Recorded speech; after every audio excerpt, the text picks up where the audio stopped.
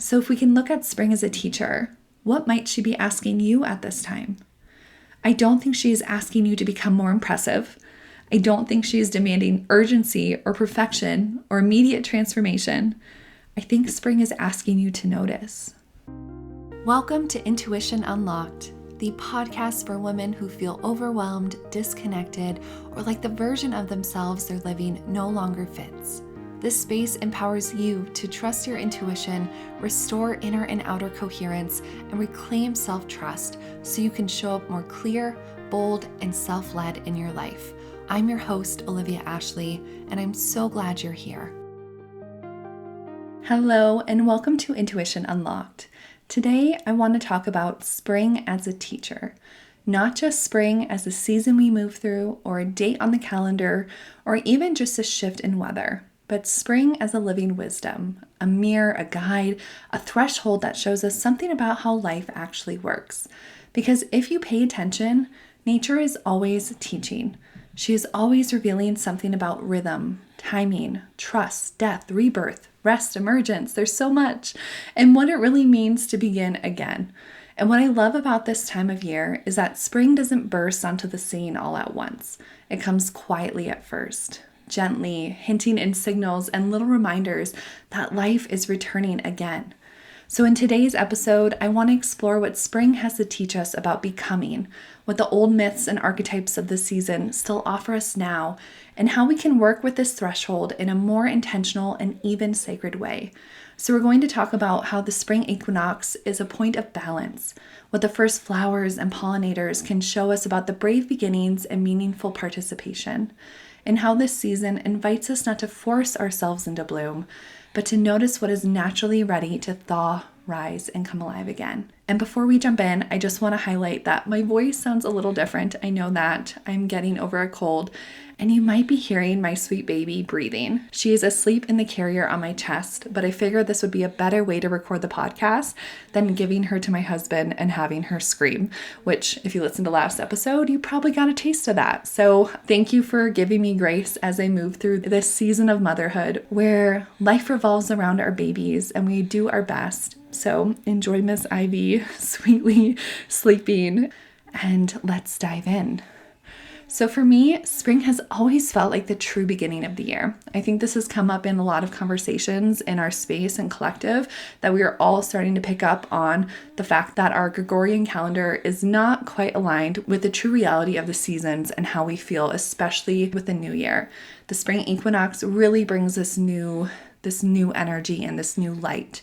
And I find that there is something about the smell and the air changing, the softness returning to the light, the insects beginning to make their way out again, and even the little dandelions that I'm seeing blooming along the sidewalks that makes me feel like life is shifting once again in a way that I can sense in my whole body. And it moves you and it moves me into this new space and awareness. And I really noticed this feeling and this sense when we were on our family walk and me and my kids all of a sudden saw the dandelions that had just freshly popped up and caught our eye. And we all giggled and laughed and were so excited to see some color and some life come back. And it made me think about how this humble, bright little flower is often overlooked or even treated like something inconvenient.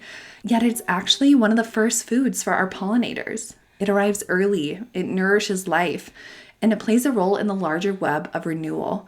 Dandelion roots are also super cleansing for our body and our system.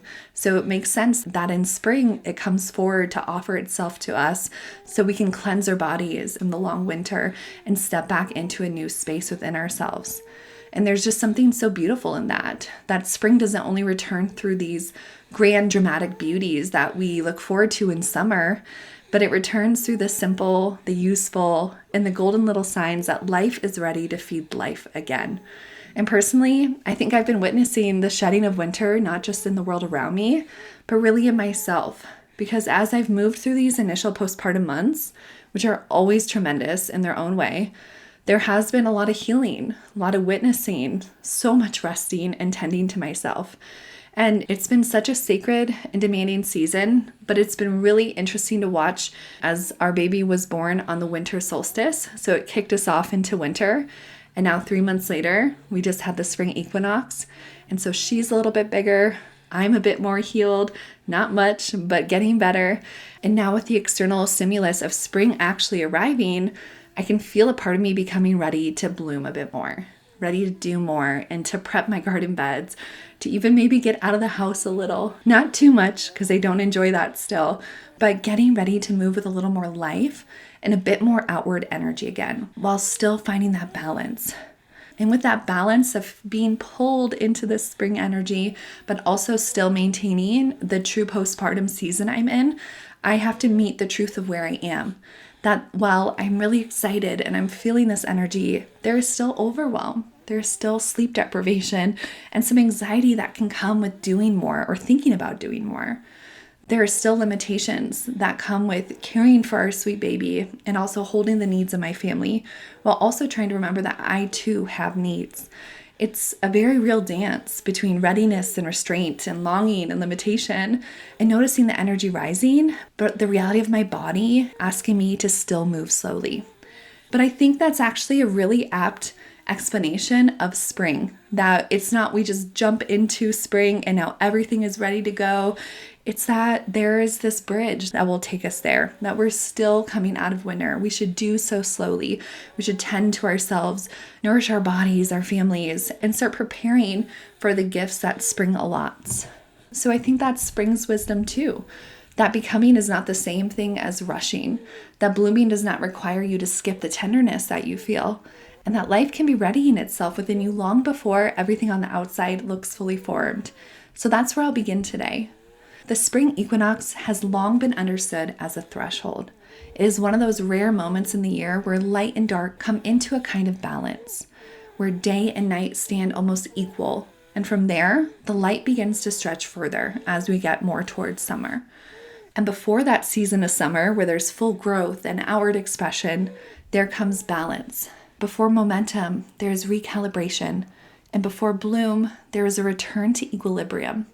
And I think that matters to understand, especially for women, because for those of us who are sensitive, intuitive, caring for others, or creating lives and homes and bodies of work and families and futures, we live in a world that often tells us to emerge quickly, to transform quickly, and to have the answer quickly.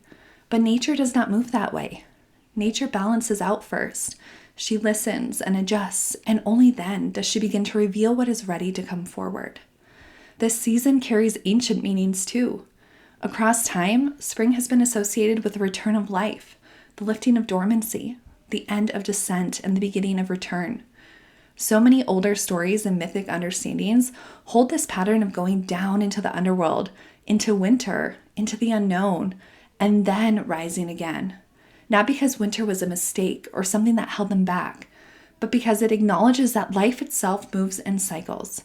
There is a retreat before the return. There is rest before the re-entry, and there is death before renewal. This is also why spring stirs so much in us emotionally. Even if you haven't been literally in winter weather for long, many of you have been in some kind of inner winter, a season of healing, a season of grief or uncertainty, a season of conserving energy or tending things beneath the surface. And then one day, the air changes, the light changes, something in you changes, and you can feel that life is asking you to return. But it's almost never to who you were before, but it's to who you are now after what you have lived.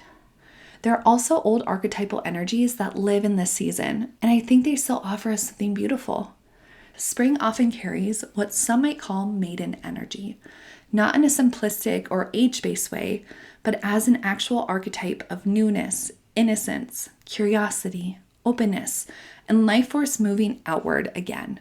It is that feeling of fresh possibility, of wanting to explore, of desire beginning to awaken, of being pulled toward color, beauty, movement, ideas, and new experiences.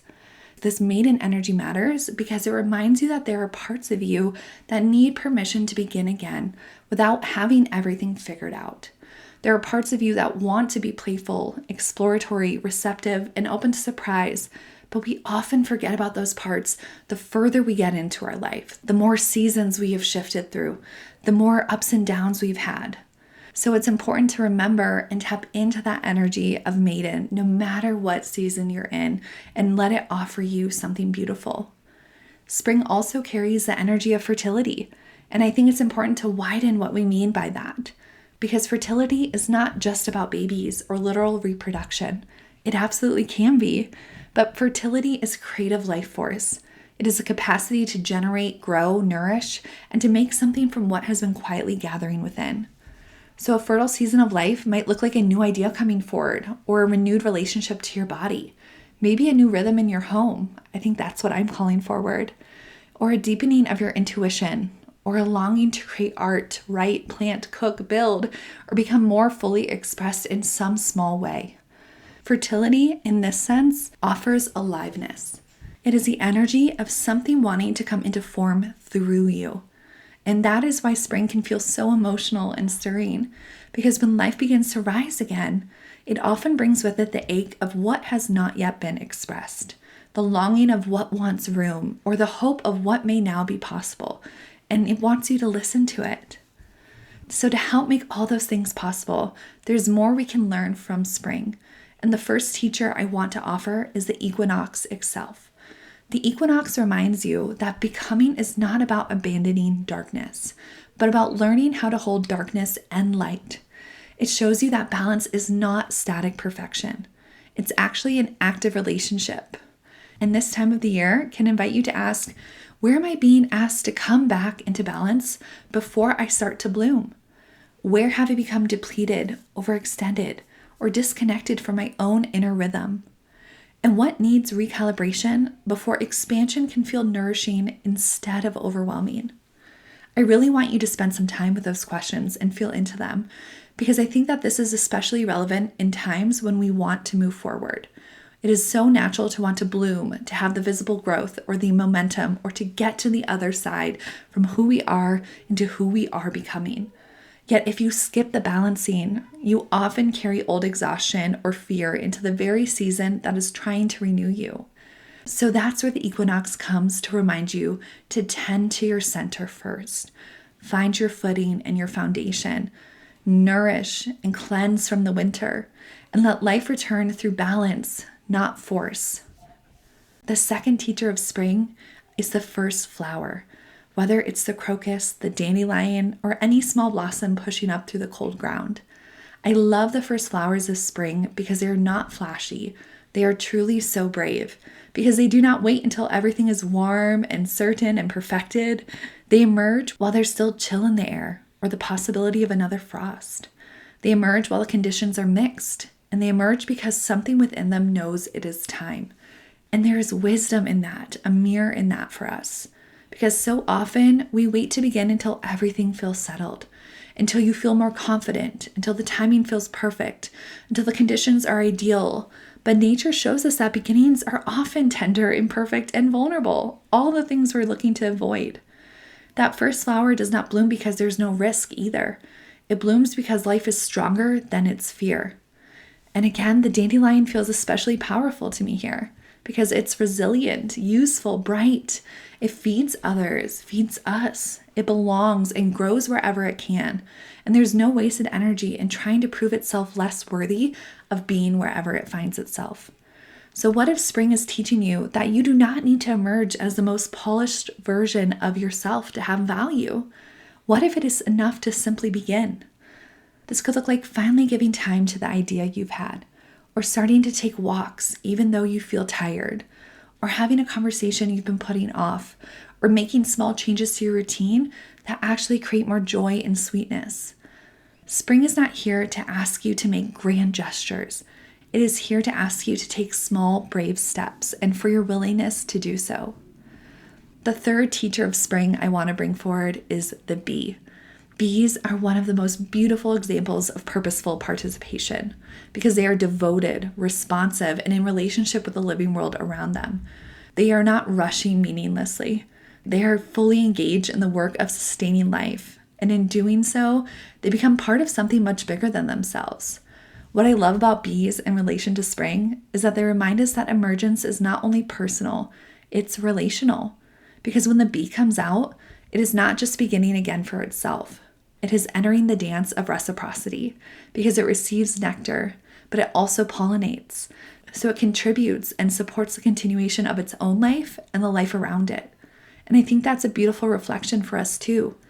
That when you come back to life after a long winter, after a hard season, after postpartum or grief or burnout, it is not only about feeling better for yourself. It's also about remembering that your aliveness nourishes the world around you. So your joy matters, your creativity, your tending, your nourishing, your voice, it all matters. And the return to yourself and making those choices to take care of you has ripple effects. And the bee reminds us that that meaningful work we do for ourselves is often built from small, repeated acts. Again, not one giant leap, but ongoing participation. A return to the flowers, to the path, to what sustains life. There's something comforting I find in that you do not have to have the whole season figured out, that you only have to stay in relationship with what is blooming now. So if we can look at spring as a teacher, what might she be asking you at this time? I don't think she is asking you to become more impressive. I don't think she is demanding urgency or perfection or immediate transformation. I think spring is asking you to notice what's thawing within you. Is there something stirring or returning? To notice what no longer fits this current season. And then from that noticing, to start to participate. Maybe that participation looks like changing your routine so there's more room for beauty and breath. Maybe it looks like saying yes to one small thing that makes you feel more alive. Maybe it looks like spending more time outside, not as a task, but as a way to remember that you are a part of something living and it's all around you. So whatever that is to you, make it the point of the season. Because in spring, life often begins in these small ways, and those small ways truly matter. So I want to offer you a simple reflection question that you can return to at this threshold as many times as you need. And that is, what is one small way I can honor this fresh beginning without overwhelming myself? I think that question matters so much because so many of us know how to swing between extremes. We either stay hidden or dormant too long, or we push ourselves into bloom before we are ready. But spring is offering us another way, a way that can honor both the longing to grow and the tenderness of what is still new. You could even create a tiny personal ritual around this season by opening your windows, lighting a candle, placing a flower on your table, or planting a new seed in a pot. Step outside barefoot, offer gratitude for what carried you through winter, and name what you are ready to welcome. This does not have to be anything elaborate, because sometimes ceremony is just simply about your intention and the attention towards it. So as we close today, I keep returning to this truth. Spring does not ask you to force yourself into bloom. It asks you to pay attention to what is naturally ready to return. It asks you to trust the wisdom of cycles, to honor that there are times for descent and times for reemergence. And there are times of deep rest and times for reaching towards the light. And maybe most of all, spring reminds us that becoming is not a performance. And I think spring is a bridge between all these things. And it is a relationship that we get to have with the earth, with our bodies, with time and life, and with what is honest and possible now. So if this season feels tender for you too, or if you are somewhere between winter and bloom, between healing and readiness, or between overwhelm and desire, I just want to say that you are not behind, but you are simply in the holy, quiet work of becoming and witnessing and being a part of the season you are truly in. And that is enough. Thank you for being here with me, for listening and noticing and honoring your own becoming in whatever form it is taking right now. I'll see you in the next episode. Thank you so much for being here today. I am truly grateful you chose to spend this time with me and be a part of this community. If this episode resonated, I'd love for you to leave a rating and written review because it helps Intuition Unlocked reach more women who are ready to live clearer, bolder, and more self-led. As a thank you, screenshot your review and email it to me, and I'll send you a resource to support your next step. And until next time, root into your truth, rise into your power, and radiate your light.